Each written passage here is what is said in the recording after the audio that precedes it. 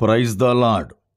నిత్య స్తోత్రార్హుడును నిరంతర పరిశుద్ధుడునైన యేసుక్రీస్తు ప్రభువారి పరిశుద్ధమైన నామమునకు స్తోత్రము, మహిమ, ప్రభావములు కలుగునుగాక. ఆమేన్. ప్రభువునందు ప్రియులారా, ఈ దినము ఫిబ్రవరి 7 శుక్రవారపు ఉదయకాలము వేళ దేవుని వాక్యము వింటున్న మీ అందరికీ దైవజనునిగా నా హృదయపూర్వకమైన శుభములు. దేవుని యొక్క కృప, ఆయన సన్నిధి మీకు సదాకాలము తోడయుండునుగాక. ఆమేన్. ప్రతి ఉదయకాలము వేళ దేవుని వాక్యము వినే భాగ్యాన్ని ప్రభువు మనకు అనుగ్రహించారు. ఎంతోమంది గనులు అనబడుతున్న వారికి లేని ఈ శ్రేష్టత, అల్పులము, బలహీనులము, ఎన్నిక లేని వారమైన మనకు అనుగ్రహించి మనలను ప్రభు ఎంతగానో నడిపిస్తూ ఉన్నారు. ప్రియులారా, దేవుని వాక్యము మన ఆత్మకు జీవం. దేవుని వాక్యము మన జీవితాలను వెలిగిస్తుంది. ఈ వాక్యమును సంతోషముతో అపేక్షిస్తే అది మన జీవితాలలో ఆశీర్వాదకరమైన కార్యాలను చేస్తుంది. దేవుని పిల్లలుగా వాక్యం వింటున్నప్పుడు చక్కగా ఆసక్తి కలిగి దేవుని వాక్యము ఎడల భయభక్తులు కలిగి దానిని విని హృదయములో భద్రపరుచుకోవాలి. అట్టి కృప ప్రభువు మనకు అనుగ్రహించునుగాక. ఆమేన్.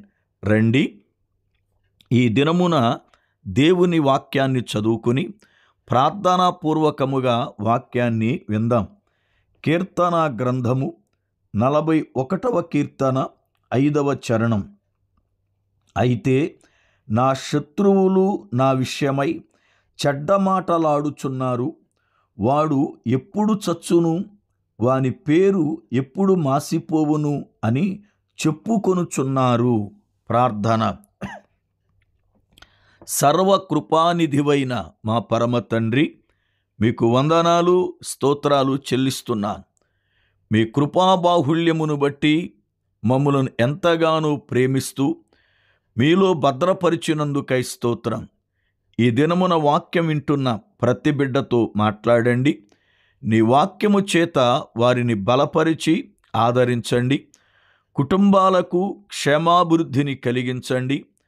ఆత్మీయతలో వృద్ధిల్లి ఎదుగుటకు, ఫలించుటకు సహాయము దయచేయండి. యేసు నామమున ప్రార్థిస్తున్నాను పరమ తండ్రి. ఆమేన్. ప్రభువునందు ప్రియులారా, దేవుని యొక్క లేఖనములో దావీదును గూర్చి ఆయనకున్న శత్రువులు ఏమి మాట్లాడుకుంటున్నారో ఈ యొక్క వచనములో మనం చదువుకున్నాం. చెడ్డ మాటలు మాట్లాడుతున్నారని, వాడు ఎప్పుడు చచ్చిపోతాడు, వాని పేరు ఎప్పుడు మాసిపోతుంది అని అంటున్నారని దావీదు చాలా వేదనతోనూ బాధతోనూ ఈ మాటను మాట్లాడుతున్నాడు. దావీదు ఎవరికిని కీడు చేసినట్లుగా లేఖనములో మనము చూడం. శత్రువులతో సహా మేలు చేసిన వాడే గాని ఏనాడు కూడా కీడు చేసినవాడు కాదు. సౌలు అనేక పర్యాయాలు దావీదును చంపాలని కీడు తలపెట్టినా కూడా తన కుమారుడైన యోనాతానును బట్టి ఆ కుటుంబానికి ఉపకారము చెయ్యాలి అనుకున్నాడు. దేవుని యొక్క ప్రేమ దావీదు వెల్లడిపరిచాడు. 2 పర్యాయాలు శత్రువైన సౌలుని దావీదు చేతికి దేవుడు అప్పగిస్తే అతడు అభిషేకించబడినవాడు గనుక అతనికి కీడు చెయ్యను అని చెప్పి అతనికి మేలు చేశాడు. సౌలే, నీవు నాకంటే నీతిమంతుడవయ్యా అని ఒప్పుకున్నాడు. ఇట్టి దావీదునకు శత్రువులున్నారని, వారు దావీదు ఎప్పుడు చస్తాడా ఎదురు చూస్తున్నారని, అతని పేరు లేకుండా మాసిపోవాలి అని కోరుకుంటున్నారని అనే మాటలు చాలా విచిత్రముగాను బాధాకరముగాను ఉన్న మాటలు.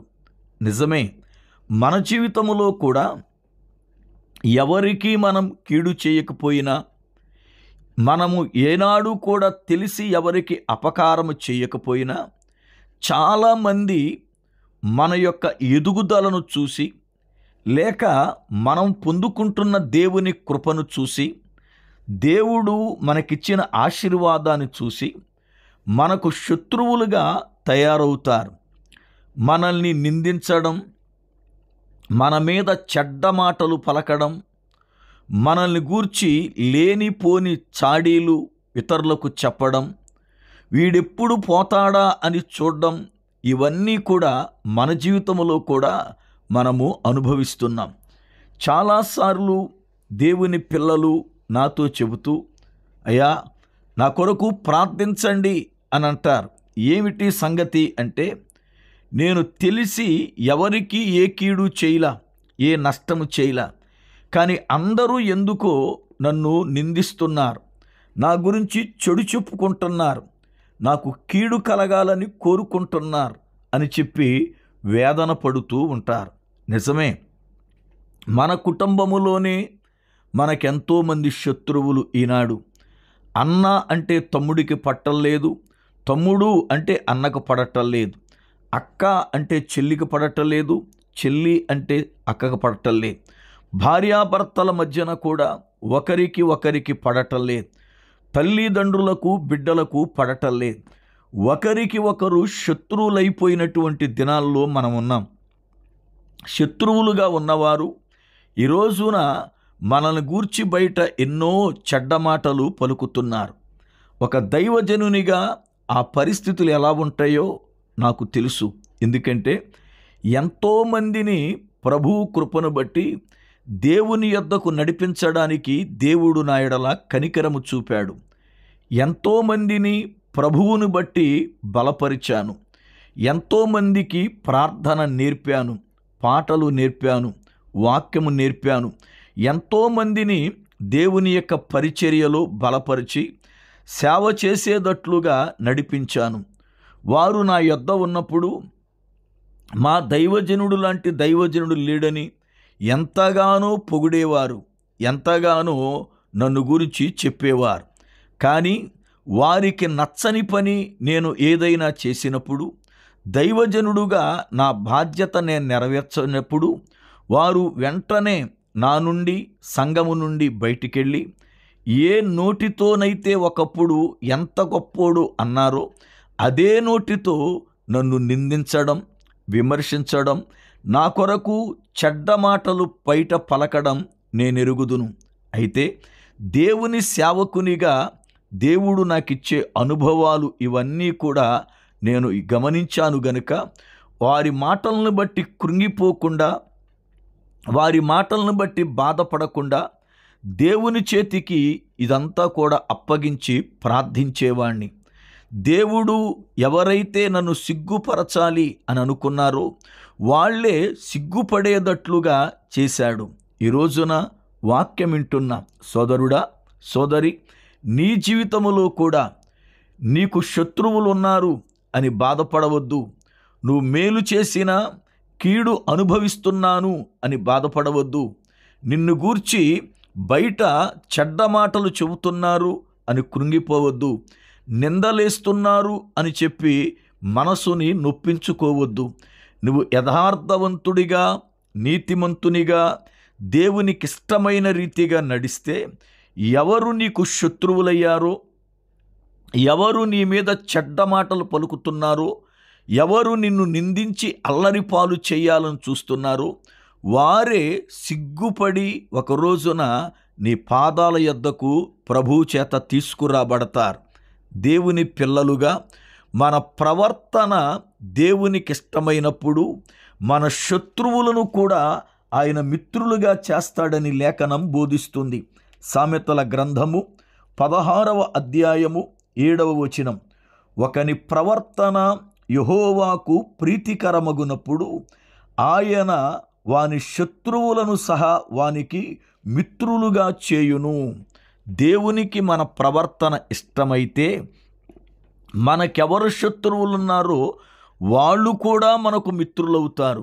ఈ రోజున ఒకవేళ నీ నిందలను బట్టి, నీకొస్తున్నటువంటి ఒకవేళ ఇబ్బందులను బట్టి కృంగిపోతున్నావేమో, కృంగిపోవద్దు సుమా. దేవుడు నీకు సహాయకుడు, ఆయన ఆశ్రయ దుర్గం, ఆయనే మన దాగుచోటు. మన జీవితంలో ఎదురయ్యే పరిస్థితులను బట్టి అపవాది మనలను కలవరపెడతాడు, కృంగతీయాలి అని ప్రయత్నం చేస్తాడు. మనల్ని గురించి లేనిపోని చాడీలు ఎన్నో బయట ప్రచారం చేస్తాడు. ఏది చేసినా ప్రభువులో నీవున్నావు గనుక, నీవు ప్రభువునందు దాగి ఉన్నావు అన్న సంగతి మర్చిపోవద్దు. చిన్న చిన్న శోధనలకు లేకపోతే చెడ్డ మాటలకు భయపడవద్దు. దేవుని పిల్లలుగా ప్రార్థన చేత మనము సమస్తాన్ని జయించి నిలబడినప్పుడు అపవాది సిగ్గుపరచబడతాడు, లోకం సిగ్గుపడుతుంది. దేవుని బిడ్డలుగా గొప్ప జయాన్ని మన శత్రువుల పైన ప్రభువు మనకు అనుగ్రహిస్తాడు. దేవుని యొక్క వాక్యానికి విధేయులవ్వడం నేర్చుకుందాం. దేవునికి లోబడితే అపవాది మన యొద్ద నుండి పారిపోతాడు అని యాకోబు భక్తుడు సెలవిచ్చాడు. నీ మీద చెడ్డ మాటలు పలుకుతున్న వారిని బట్టి, నిందిస్తున్న వారిని బట్టి సంతోషించు, పరలోకమందు నీ ఫలము అధికమగుతుంది అని ప్రభువారు కొండ మీద ప్రసంగములో మత్తయి సువార్త 5వ అధ్యాయమునందు సెలవిచ్చారు. దేవుని పిల్లలుగా చక్కని ధైర్యముతో విశ్వాసము కలిగి ప్రభువు మీద ఆనుకొని ఈ యొక్క విశ్వాస యాత్రా జీవితములో ముందుకు సాగిపోదాం. అటువంటి శ్రేష్టమైన కృప ప్రభువు మనకు అనుగ్రహించి నడిపించునుగాక. ఆమేన్. ప్రార్థన. కృపానిధివైన మా పరమ తండ్రి, మీకు వందనాలు, స్తోత్రాలు చెల్లిస్తున్నాను. మీ యొక్క మహాకృపా బాహుళ్యమును బట్టి మమ్ములను ప్రేమిస్తూ ప్రతిదినం మీ మాటల చేత మమ్ములను బలపరుస్తున్నందుకై వందనాలు. కృంగిన హృదయాలను తెప్పరిల్ల చేయండి. కుటుంబాలకు సమాధానమును, క్షేమమును అనుగ్రహించి ఆశీర్వదించండి. యేసు నామమున ప్రార్థిస్తున్నాను పరమ తండ్రి. ఆమేన్. మన పరమ తండ్రి అయిన దేవుని యొక్క ప్రేమ, ఆయన కుమారుడు మన రక్షకుడునైన ప్రభువారి శ్రేష్టమైన కృప, పరిశుద్ధాత్మ దేవుని యొక్క అన్యోన్య సహవాసము, ఆయన సన్నిధి మనకు సదాకాలం తోడయుండి నడిపించునుగాక. ఆమేన్.